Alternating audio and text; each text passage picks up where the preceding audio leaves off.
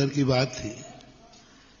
भगवान के एक मूर्ति के सामने मैं दर्शन कर रहा था, मेरे ऊपर चमगादड़ ने बीट मल कर दिया, लघु शंका कर दी।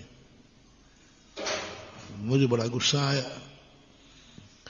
मैंने उसे थोड़ी क्रोध की दृष्टि से देखा कि इतनी अकल नहीं है तुझे कि मैं महाराज के ऊपर लघु शंकर है? मैंने तेरा क्या बिगाड़ा?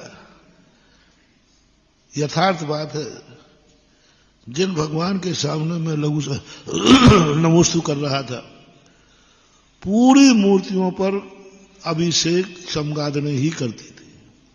मनुष्य थे ही नहीं वहां, 2 व्यक्ति थे।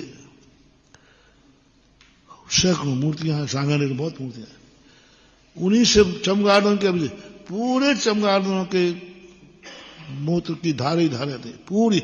एक भी मूर्ति, चमगादड़ों का भंडार था वहां, लाखों चमगादड़। तो जैसे मैंने ऊपर की तरफ देखा तो भगवान कहते, क्या ऊपर को देख रहा है? तेरे ऊपर 2 बूंदें लघु शंका कर रही तो आंखें लाल हो रही हैं। जिसको तू नमोस्तु कर रहा है उसकी हालत क्या है, इस पर देखा क्या?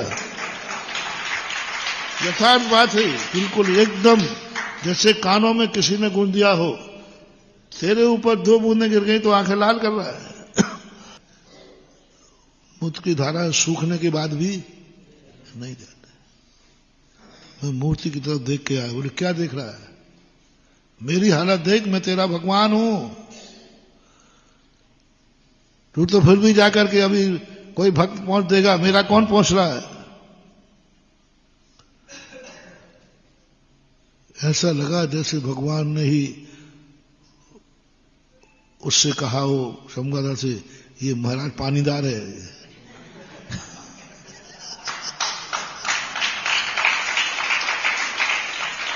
मुझे तो ऐसे ही लगा कि शायद चमगादड़ को भगवान की प्लानिंग रही होगी। बस मैंने उसी मूर्ति के सामने कहा कि भगवान, आज ये लघु शंका नहीं की है, आज मुझे चुनौती दी है इसने कि तुम तो क्या, मैं तो तुम्हारे भगवान से भी नहीं डरती हूं। मैं तो तुम्हारे ऊपर क्या, तुम्हारे भगवान पर भी करती हूं। क्या कर लिया तुमने? क्या कर लोगे तुम? तुम्हारे ऊपर कर लिया तो तुम क्या कर पाओगे? तुम्हारे भगवान के ऊपर कर दिया तो बोलो क्या कर पाए तुम? अरे वो 2-3 मिनट का संवाद जो मूर्ति के सामने हुआ, भली अंदर की आवाज कहो या भगवान की कहो, उसी दिन मैंने कमंडल, मात कमंडल कर रखने के लिए गया था, दर्शन करने गया था, मत यूं दर्शन करने। मैं राजस्थान की गर्मी से बहुत परेशान हो गया था, बहुत भयंकर गर्मी थी। पदमपुरा जी में था, सेठी कॉलोनी आया, सांगानेर वाला है, महाराज बहुत अच्छा मंदिर है, यहीं से 1-1.5 किलोमीटर पे। मैंने कि मुझे कोई मंदिर नहीं करना। और आचार्य को पहली बार मैंने ऐसा पत्र लिखा कि गुरुदेव, मैंने आज तक आपकी आज्ञा का उल्लंघन नहीं किया, बस मुझे राजस्थान से वापस लौटने का आज्ञा दे दो। मैं तो अभी तक लौट ही आता, लेकिन बादलों का इंतजार कर रहा हूं। कहीं भयंकर गर्मी थी और आप आज्ञा नहीं दोगे तो भी मैं राजस्थान तो छोड़ूंगा। इतना घबरा गया था यहां के कल्चर से और यहां मानसिक कल्चर से, सब तरफ से थी। शुरुआत के अंदर बहुत मेहनत हुई है यहां पर। वहां पर एक पुजारी लोगों को चौका दे देते हैं, जो महाराज आए निपटाते रहना।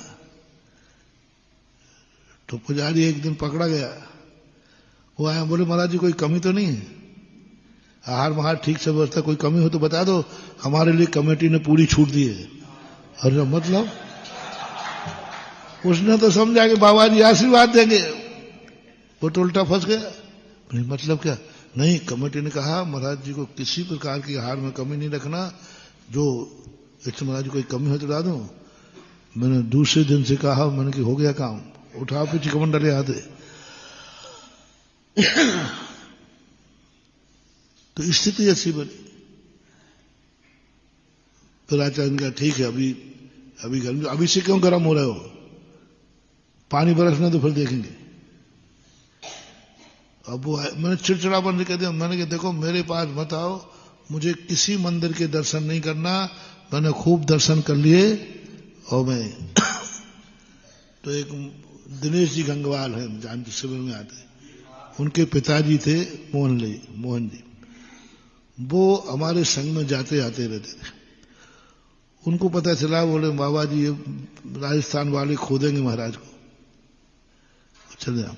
उन्होंने कहा महाराज जी महावीर नगर चलो, बिल्कुल पुरानी कल्चर है, पुरानी मंदिर है, समाज भी पुरानी है, वहां आपका मन, महावीर नगर है पास में, वहां दुर्गापुरा, महावीर नगर तो नहीं, दुर्गापुरा है, वो पुराना है। तो हमने ठीक चलते, उनकी बात पर विश्वास कर लिया। रास्ते में सांगानेर पड़ेगा, महाराज जी दर्शन कर लेना। मैंने पहले दिन ना रोकना मत, मुझे रोकना मत, मैं सीधे दुर्गापुरा जाऊंगा, सांगानेर रुकूंगा नहीं, महाराज बिल्कुल रास्ते में है तो ठीक, मैं दर्शन कर लूंगा। गाजे बाजे वाले बाहर खड़े, झंडे डंडे बाहर खड़े और मैं दर्शन करके वापस आया। दर्शन करने में कितनी देर लगना। वहां पहली बात तो आदिनाथ भगवान, और दूसरी ये घटना घट गई। ये घटना घटते ही मैं तुरंत आदिनाथ भगवान के पास गया। बोले क्यों, क्या बात है, ऐसी बात है। तो आदिनाथ तेरे को सोचना, मैं क्या करूं, तू जान चमगादड़ जाना, मैं क्या करूं, मैंने थोड़ी कह दिया गया। अरे मैंने की प्लानिंग सब आपकी है। कमंडल रखा, मैंने चुल्लकों से कहा, मैंने कि अपन यहीं रुकते। 48 दिन के बाद कमंडल उठाया। फिर मात एक ही शर्त, एक एक मूर्ति के ऊपर, एक एक मूर्ति का मैं सफाई कराऊंगा। बस मुझे वेदना हुई जब 2 बूंद में, वो तो हमारे भगवान है, प्राण है, देवता है, उनकी हालत पूरी, एक एक मूर्ति, एक भी मूर्ति नहीं बचने दी। और जैसे मूर्तियों को साफ आया तो लोग कहते महाराज आप साफ करके जाओ, समगाल में फिर कर देंगे।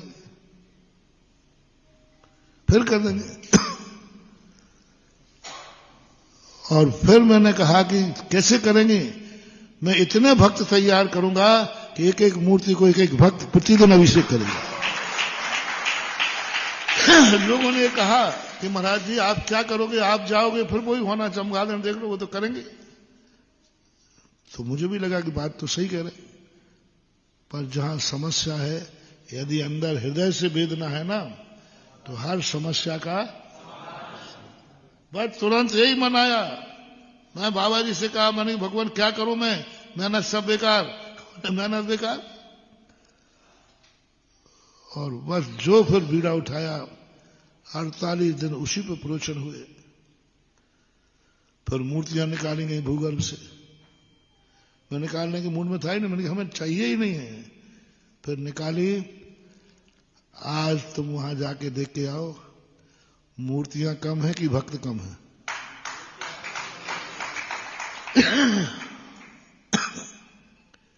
ऐसे नहीं मिल जाता भगवानों का आशीर्वाद।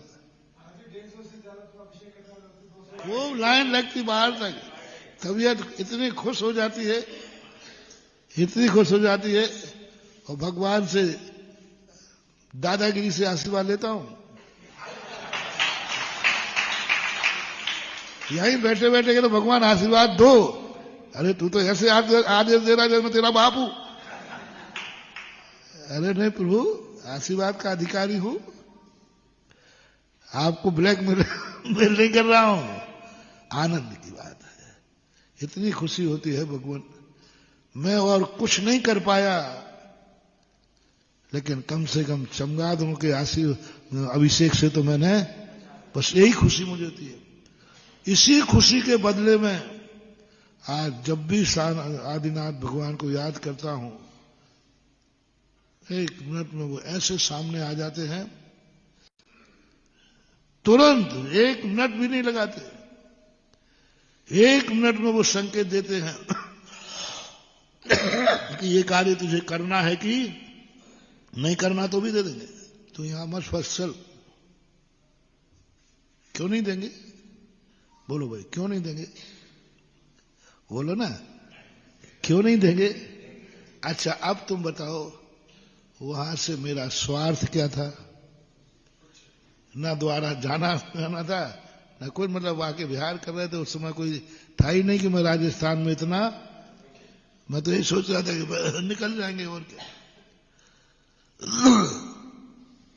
और आचार्य जी को सब मालूम था, क्योंकि जब तक पानी आएगा तब तक चतुर्मास की स्थापना हो जाएगी। हमारे आचार्य जी बहुत ऊंची किताब है, बहुत ऊंची, हम लोगों को बहुत जम के खेलते हैं, मना नहीं करते। तो उसने जान लिया कि इसका पारा गर्म है, तभी तो ऐसा पत्र लिख रहा है।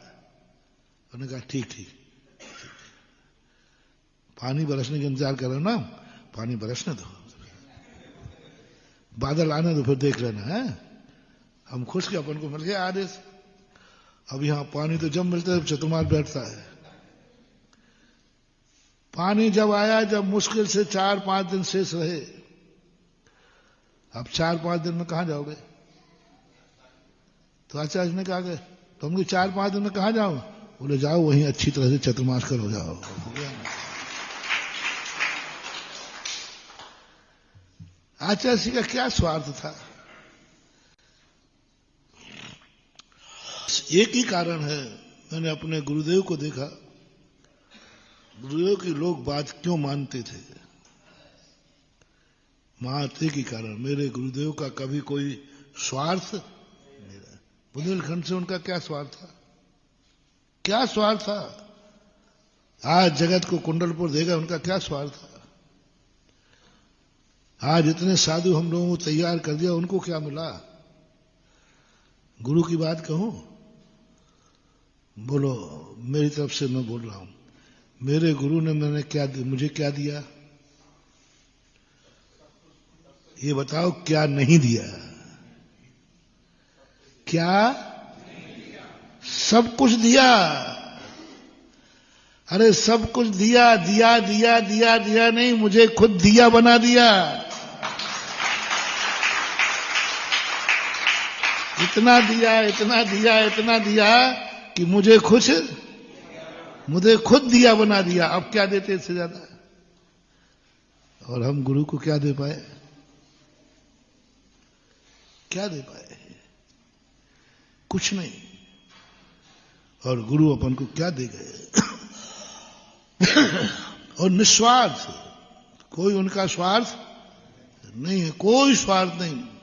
धुनन शिल्प कर स्पर्शान मूर्जा किम अपेक्षित। इतना बड़ी खोज पूज्यवर समंत भद्र महाराज की, और कहीं इतनी स्पष्ट घोषणा कहीं नहीं मिली।